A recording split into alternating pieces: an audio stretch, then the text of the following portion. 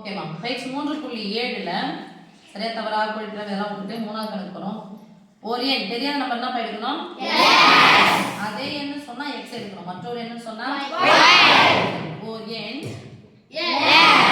மற்றொரு எண்ணின் 7 மடங்கு ஆகும்.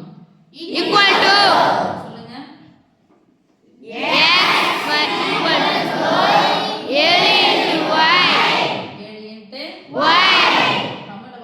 மடங்குன்ற வார்த்தைக்கு பெருக்கல் போட போறோம். 7 மடங்குன்னு சொன்னா 7 பெருக்கல்.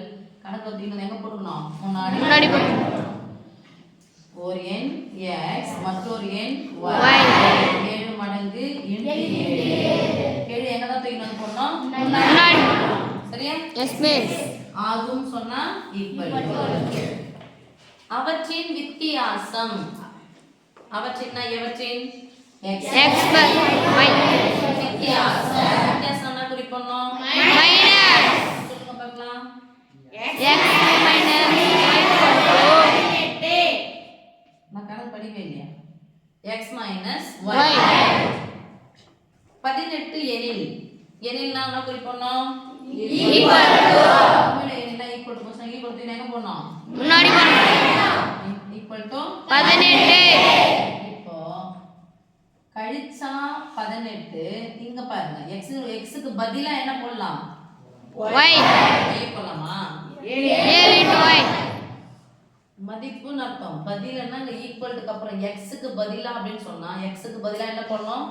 7 * y 7 * y இத நான் போட போறேன். x க்கு பதிலா 7 * y minus y equal to 18.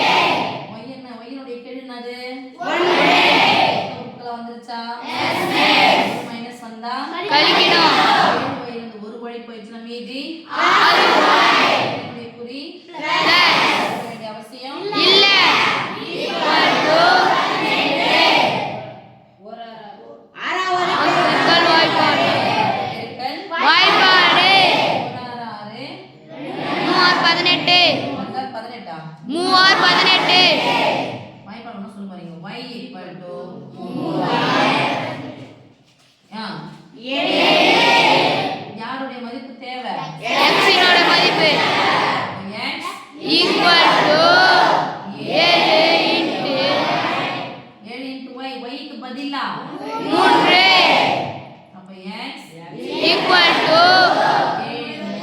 21. அவ்வெண்களை காண்க. இப்பதான் போட போறோம். therefore